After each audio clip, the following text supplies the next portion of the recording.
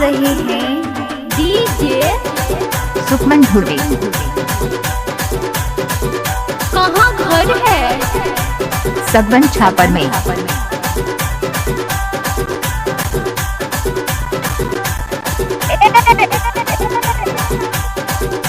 क्या? अरे जा जा।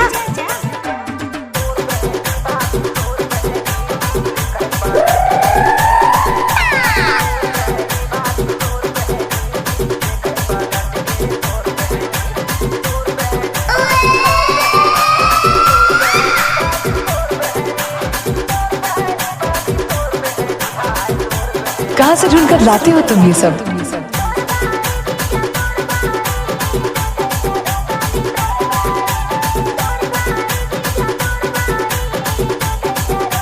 क्या नाम है आपका? सुकमन धुर्वे।